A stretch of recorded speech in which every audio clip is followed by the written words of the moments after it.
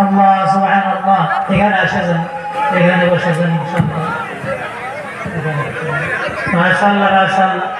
সুবহানাল্লাহ বিহামদিহি সুবহানাল্লাহিল আযীম সুবহানাল্লাহ বিহামদিহি সুবহানাল্লাহিল আযীম। আমার ভাইয়েরা, তবে আমরা জান্নাতে যাব বলে সবাই হাত তুলছি, শুধু আপনারা নয়। একজন মদখোর, একজন মাতাল, হে ব্যাটারে যদি জিগান, মাল খাইয়া পড়া আছে, মদ খাইয়া পড়া আছে রাস্তার ধারে, এই ব্যাটারে একটা লাথি দিয়া যদি কন, এই মাতাল তুই জান্নাতে যাইব না জাহান্নামে যাইব, এই বেটা কি কইব? এ বলবো আমি জান্নাতে যাইব। তবে জান্নাতে সবাই যাইবের চাই।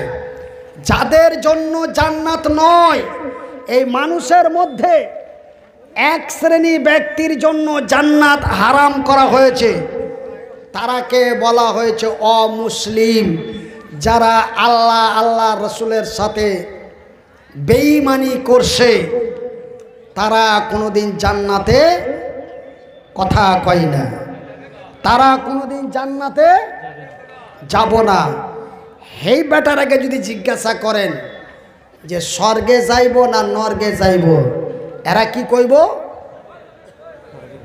কইব যে স্বর্গে যাইব। তবে স্বর্গ সবাই চায়। তবে আমি মনিরউদ্দিন বলি, জান্নাত আপনার মামুর বাড়ি নয় যে কি জান্নাতে যাইতে চাইলেই জান্নাতে যাওয়া হইতে পারবো না। জান্নাতে যাইতে গেলে কিছু করা লাগে, কথা কই না। জান্নাতে যাইতে গেলে কিছু করা লাগবে। তবে শোনেন, আমি মনিরউদ্দিন আজকে আপনাদের সামনে দিনের আলোচনা করতেছি। আপনারা দাঁড়িয়ে দাঁড়িয়ে বসে বসে শুনতেছেন। আপনারা আমার মুখ থেকে দিনের কথা শুনতে শুনতে আপনারা অন্যায়কে আশ্রয় না দিয়ে সত্যের দিকে এগিয়ে এলেন।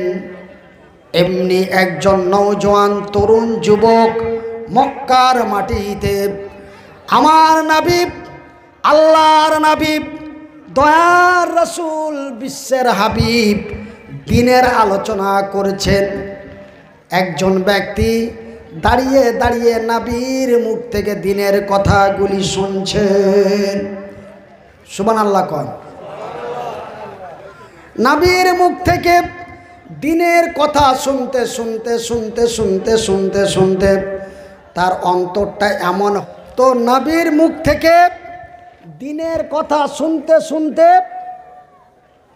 তার মনে জোশ আইসা গেছে, আমার নবীর মহব্বত আইসা গেছে। সুবহানাল্লাহ কন। শুধু নবীর মহব্বত আসে নাই, তার ভিতরে জান্নাতের লোভ আইসা গেছে। কি আইছে? জান্নাতের লোভ।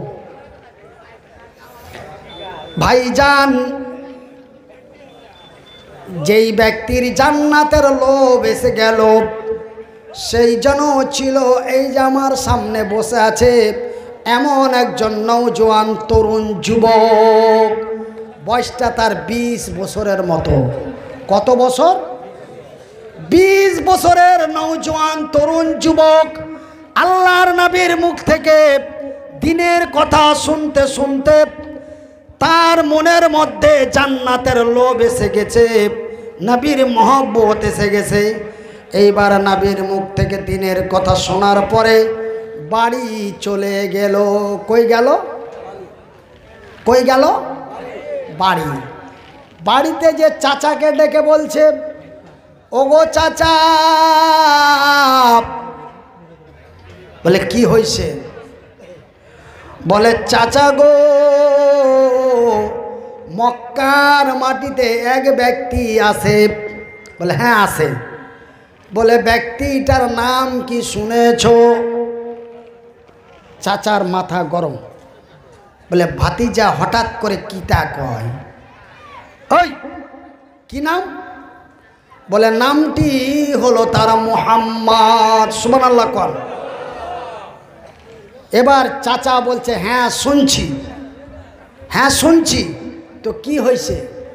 বলে চাচা গো,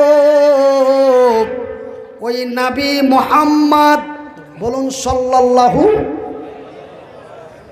নবী মুহাম্মদ যেই কথাগুলি মানুষের সামনে বলে, সেই কথাগুলি শুনতে তোমাকে কেমন লাগে? তার ভাতিজা তার চাচাকে জিগাইতেছে, ও গো চাচা, নবী মুহাম্মদ যেই কথাগুলি মানুষের সামনে বলে, সেই কথাগুলি শুনতে তোমাকে কেমন লাগে? চাচার মাথা ধরছে, এই কি বাকস, কেন?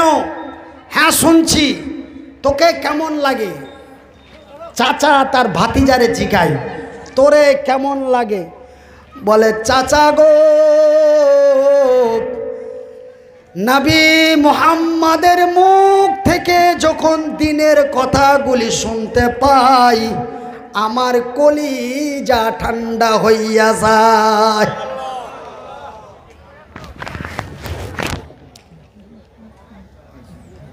ভাতিজার কথা শুনে চাচা তারে জিগায়, ভাতিজার কথা শুনে, কথাটা খুব খেয়াল করে শুনবেন, ভাতিজার কথা শুনে চাচা তারে জিগায়, আচ্ছা ওই ওই চাচা ভাতিজার নাম হলো ওসা, যেই যুবক চাচার সঙ্গে কথা বলা বলি করতেছে, সেই ভাতিজার নাম হলো ওসা।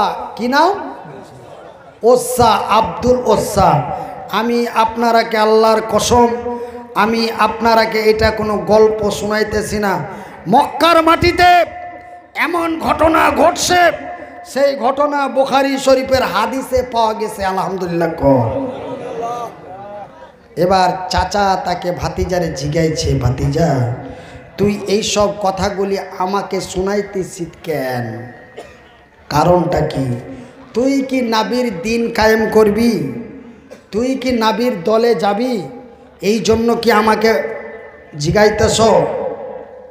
ভাতিজা উত্তর দিয়ে বলে, চাচা এই কি হয়েছে গো? আপনারা এমনি করলে কিন্তু আমার অসুবিধা হবে। এবার ভাতিজা বলে, চাচা গো,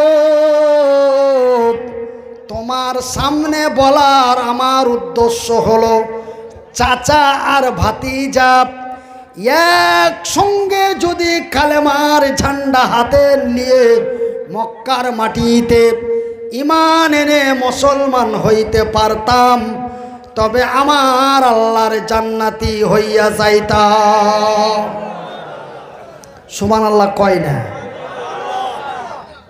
চাচা বলছে, ভাতিজা শোনা রাখ, তুই যদি মক্কার মাটিতে নবী মুহাম্মাদের দিন কায়েম করে কালেমা পড়ে মুসলমান হয়ে যাস, তবে আমি তোর চাচা তোকে যা দিয়েছি আমি সমস্ত কিছু ফিরাই নিব।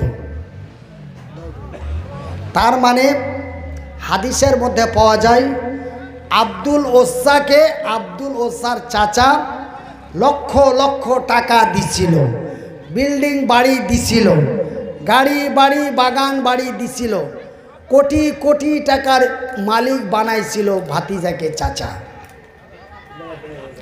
যখন বলে দিল, ভাতিজা তুই যদি নবীর দিন মেনে নিস তবে তোকে যাহা দিয়েছি ফিরিয়ে নিব, ভাতিজা বলে দিল, চাচা আমি আর বরদাস্ত করতে পারলাম না।